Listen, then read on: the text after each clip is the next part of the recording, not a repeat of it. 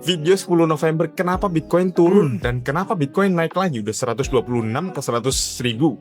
Sekarang ke 106 ribu lagi. Sepertinya ada harapan. Orang bilang ini turun, bilang ini naik. Gimana sih menurut lu? Oke, first of all, untuk Bitcoin itu yang paling penting cuma di Amerika. Maksudnya yang paling penting adalah hanya data dan ekonomi di Amerika. Sisanya tuh negara lain tuh nggak penting. Jadi kalau ada ini ETF dari Nigeria ya, who cares gitu. Tidak penting. Ya, nggak penting. Negara Zimbabwe beli Bitcoin, who cares gitu. Nggak penting. Tapi kalau Trump mau bagi $2,000, it's penting. Yeah. Kayak gitu ya. Yang pertama itu ternyata government shutdown tuh ada efeknya. Dan lumayan panjang banget dibanding yang orang bisa bayangkan gitu. Ini kan shutdown terpanjang.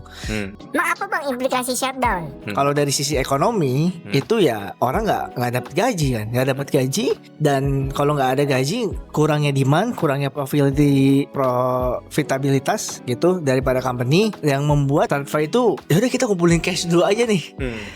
Karena there is no clarity, nggak ada kejelasan. Yang kedua, karena government shutdown, nggak ada data.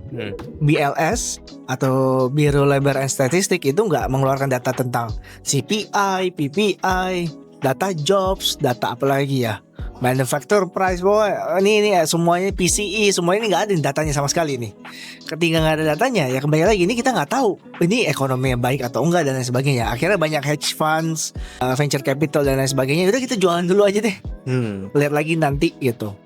Juga dilihat dari SOFR ya. Jadi pinjaman bank satu malam atau overnight gitu menunjukkan bahwa ada kenaikan, yang artinya kenaikan dari biasanya, yang artinya liquidity di sistem itu kekurangan sampai si bank-bank ini perlu pinjem dari Fed.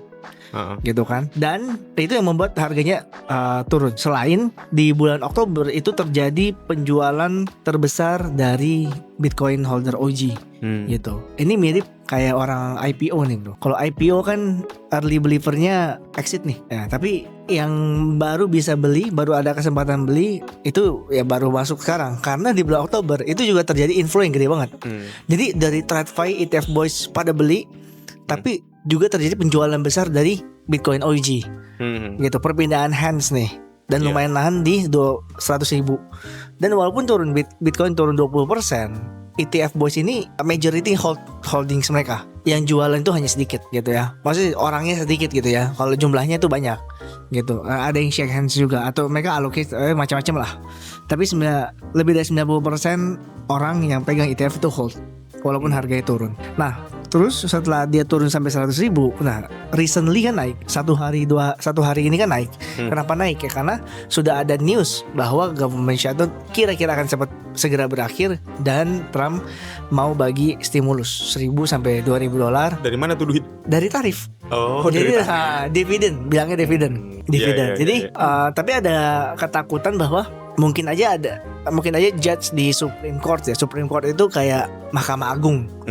Mahkamah Agung dia rule out atau meng-cancel tarif gitu. Kalau ini terjadi, itu bisa dump. Kenapa? Artinya pemerintah US harus bayar balik nih tarif yang udah mereka dapetin dari negara-negara yang ada nih so far dari bulan April, dia harus bayar balik gitu.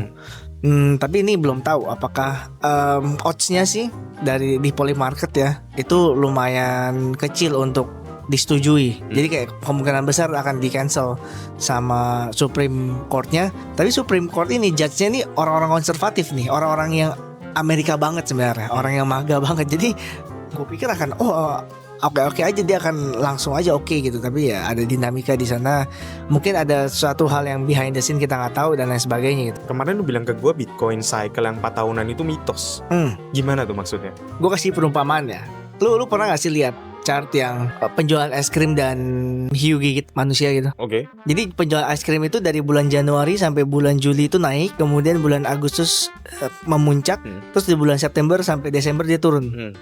Kejadian hiu gigit manusia juga sama persis. Jadi naik dari Januari sampai Agustus, kemudian memuncak, turun di bulan September sampai Desember. Jadi apakah ada hubungannya? Apakah kalau lu beli es krim akan kena gigit hiu? Walaupun ini sama-sama barengan nih, nggak ada hubungannya kan? Bener. Tapi bisa jelasin. Kan pada saat summer itu kan banyak orang yang ke pantai. Ke pantai panas, beli es krim. Nah di waktu yang sama dia di pantai dia berenang dan digigit hiu. Artinya ini dua kejadian yang berbeda tapi terjadi pada waktu yang bersamaan. Dan orang, oh ini ada korelasinya. Seakan-akan kalau lu beli es krim, semakin banyak orang beli es krim, semakin banyak orang kena gigit hiu. Padahal apa hubungannya? Nah itulah yang pergerakan harga Bitcoin dengan halving cycle. Karena halving kan terjadi pasti 4 tahun sekali. Iya kan? Iya. Tepatnya 210.000 blok atau 4 tahunan lah. Ya, bisa Google sendiri. Kebetulan Bitcoin bull run-nya juga terjadi 4 tahun sekali so far. Dari 2013, 2017, 2021.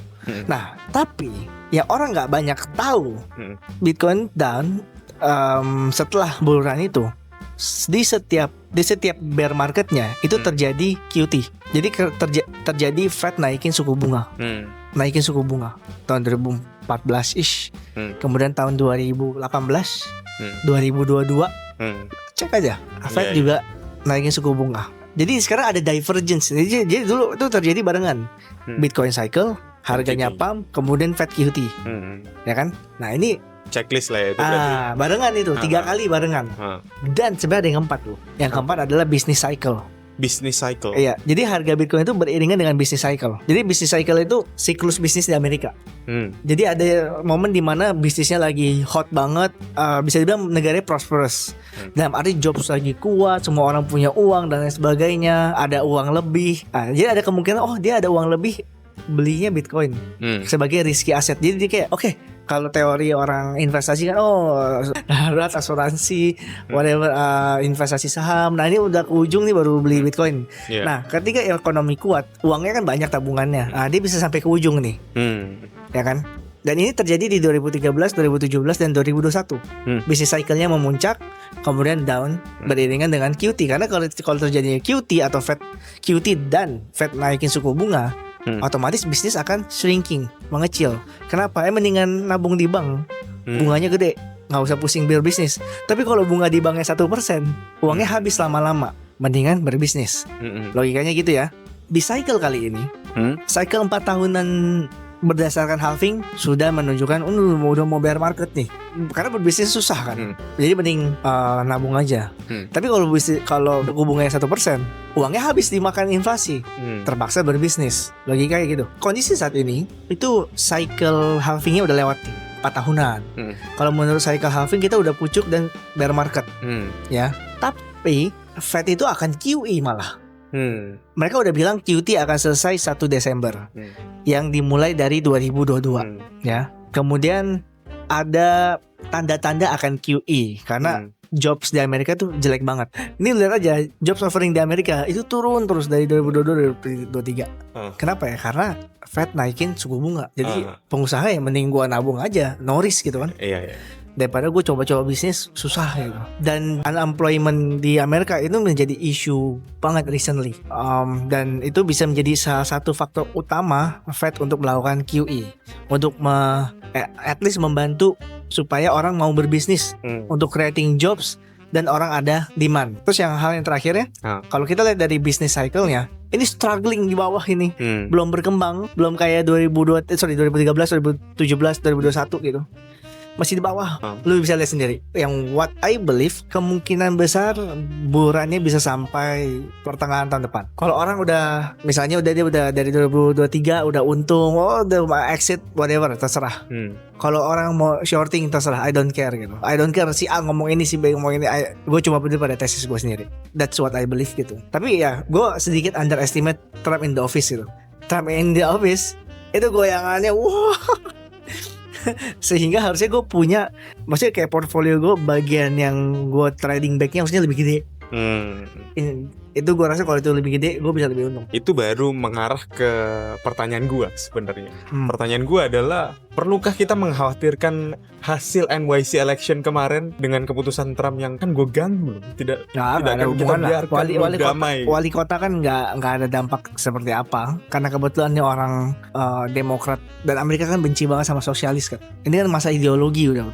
Jadi biarpun ini banyak hatred terhadap dia, ini menurut lu nggak berpengaruh nih? Biasa aja, namanya politics issue, not big issue lah. Dan sekarang ini dunia agak kebalik bro. Orang yang negara yang terkenal dengan kapitalis merindukan sosialis, maksudnya pengen nyoba sosialis, orang yang negara yang sangat heavy sosialis mau nyoba kapitalis. Jadi di Cina itu banyak yang protes. mereka mau at a little bit taste of capitalism gitu. Nih orang-orang di komunitas sebelah suka nih kayaknya lu ngomongin ginian karena bahasanya berat bang. Maaf. Ini kalau udah ngarah kayak gini gue demen nih karena kita bisa bahas menurut lu dari perang dagang, perang duit ini yang menang Cina apa US nih? Karena Cina juga serem juga menurut gue. Kenapa seremnya? Dia devalue udah beberapa kali kan, devaluating dari currency buat bahkan sampai buat emas ini kan terakhir ya. Tapi dia melakukan hal itu kan nge-punish holders kan. Bener. Akhirnya banyak billionaires yang cabut kan, yang kerjanya bikin jobs. Bener sih. Tapi at the same time juga utang 39 T ya sekarang atau 38 ya? Nggak tahu berapa. Pokoknya 30 hampir 40 lah. Tapi kan utang itu nggak perlu dibayar. Itu hutang yang nggak perlu dibayar. Utang yang nggak akan mereka bayar. Mereka dengan bayarnya gimana caranya? Mereka issue utang baru lagi gitu. Turun dong trustnya dong kalau gitu dong. Mereka hajar negara pakai military. Ya kan? Military budget. Maksudnya kayak US military masih paling kuat sekarang gini. Contoh ya. Negara yang militernya kuat berarti kan kayak Russia, North Korea, China.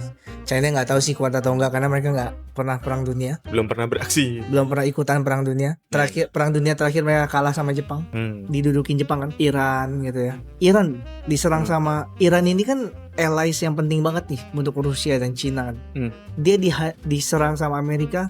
Rusia dan Cina nggak bantuin kayak nih senjata lu pakai hajar balik.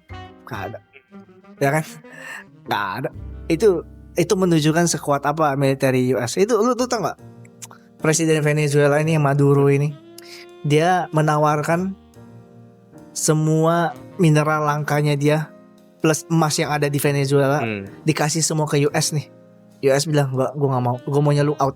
Dan mereka cukup nongkrongin carrier di Puerto Rico aja orang udah kembang kempis. Lu bayangin, lu jadi Venezuela, lu jadi si Maduro ini, dia lihat anjir Iran diserang aja nggak bisa dibantu sama Cina dan Rusia yang posisinya di dekat tuh dengan mereka kan sebelahan kan, maksudnya kayak nggak jauh lah, kayak berapa ribu miles gitu. Ini gue nih di benua yang jauh terpisah oleh lautan dan lain sebagainya, gimana dia mau bantu gue? Kan gimana mereka mau bantu gua? Pasti mereka freak out. Dia lagi freak out, takut banget pasti. US bisa kayak gitu. Mereka bisa hajar pakai military. Dan orang bilang, "Oh, parah dong invade lu mau hentiin. Siapa yang mau berlawanan dengan Amerika men saat ini?" Truth gets ugly sih. Ugly sih ini. We are not living in the ideal world. Bener sih, bener. We are living, maksudnya lu mau contoh suatu hal yang fair dan suatu hal yang fair ya, sosialisme memang. Tapi ngepanis orang-orang yang cemerlang, yang high achiever. Karena ya sama aja. Orang-orang yang high achiever pasti sukanya apa? Ya lawannya sosialisme, kapitalisme, karena mereka bisa create values more than others kan. Gitu. Jadi there is no fair places ya. Oke, jadi untuk nutup ini lu udah belanja, udah fully positioned ini. Kemarin sempat buy in the dip. Nah, dari yang buy in the dip itu tentu ada yang bagian yang kita masukin ke long term back, ada yang trading back. Jadi yang trading back ini fungsinya apa bang? Fungsinya ya satu, jual beli. Ya, maksudnya kayak kenapa nggak udah buy hold aja gitu kan? Trading back ini kalau harganya naik turun kita bisa dapat profit tambahan buat nurunin average buy-nya si long term back itu. Iya. Menarik. Oke, sekarang waktunya jawabin pertanyaan orang di YouTube. Ada yang nanya, jelasin bedanya props IP3 sama props market di tempat lain kayak Ostium, Fast dan lain-lain. Gitu kan juga ada market TradFi. Ya, sama dengan alasan kenapa trading di Hyperliquid nggak di Drift gitu, nggak di HX, Extended, GMX, DYDX, whatever gitu. Kan sama-sama no KYC, sama-sama perp dex gitu kan. Ya bedanya di satu execution layer 1-nya, yang kedua di liquidity performance. Kalau di kondisi market standar mungkin hampir semua sama-sama ya, sedikit perbedaan. Tapi ketika market stress, jadi ketika terjadi crash atau terjadi pump keras di waktu yang sangat cepat, sudah terbukti Hyperliquid itu yang bisa perform dengan sangat baik dan sangat reliable, artinya bisa diandelin dengan kondisi market apapun. Bahkan ketika checks juga down kayak Binance dan kawan-kawan juga down, Hyperliquid tetap performs dan sangat fair. Lu bisa lihat semuanya on chain, gak ada yang bisa curang, gak ada orang atau bagian dari tim yang trade against you. Dan ya performance lah ya. Walaupun ada fee ya kan, kalau Lighter zero fee bang gitu. Itu kemarin udah lu bahas ya soal data lu dimakan. Tapi ini pertanyaan gue mewakili dia ya. Kalau airdrop berakhir, apakah Perpdex kayak gitu masih bertahan menurut lu? Tergantung produk, balik lagi kayak Hyperliquid kan kayaknya nggak akan ada airdrop lagi nih. Udah hampir setahun. Bener, tapi kan dia udah airdrop dan dia hidup gitu. Kalau Perpdex kayak gini dia belum token, kalau dia nanti airdrop menurut lu usernya masih ada gak? Ya itu, kembali lagi tergantung produk performance-nya dan seberapa reliable dia. Karena kalau ketika pre-TGE, semua orang akan bullish bro. Karena orang farming kan, ya kerja buat backnya, oh ini produknya bagus gitu kan, performance-nya top, oh ini nambah chart 4 hour aja, oh ini revolusioner gitu. Jadi kalau lu punya back juga semua juga dibilang bagus gitu kan. Tapi kalau yang menentukan ini akan hidup terus atau enggak ya kembali lagi ini performance produknya gimana. Kalau performance produknya oke, good, ya bisa bertahan produknya ya. Ini belum bahas tokennya nih. Karena ada project DeFi yang projectnya berkembang terus, protokolnya, as in protokolnya berkembang terus, tapi tokennya nggak naik-naik kayak AV gitu. Kenapa? Ya karena tokennya nggak ada hubungannya sama protokolnya. Apakah kalau ada keuntungan dikasih ke holdersnya? Enggak. Mungkin ada 5% gitu, gue lupa deh. Pokoknya gue sempat lihat ada dia mau buyback kayak 5% dari revenue, 5%, come on. Gitu kan. Terus apa lagi? Jadi apakah tokennya dipakai sebagai guardian atau validator? Enggak. Jadi token ini nggak ada fungsi apa-apa. Ketika nggak ada fungsi apa-apa ya nggak akan beriringan dengan fundamental perusahaannya. Sebenarnya ada token yang mirip Hyperliquid dengan revenue yang lumayan konsisten, valuasinya cukup murah, dan lumayan terkenal. Gue rasa semua orang pernah dengar atau mungkin pernah pakai produknya. Tapi akan disebutkan di Talks Premium. Enggak dong, bercanda dong. Momentumnya pas tuh. Enggak, tapi apa tuh? Tapi ada yang tahu nggak? Komen dulu. Gue kasih tahu di video.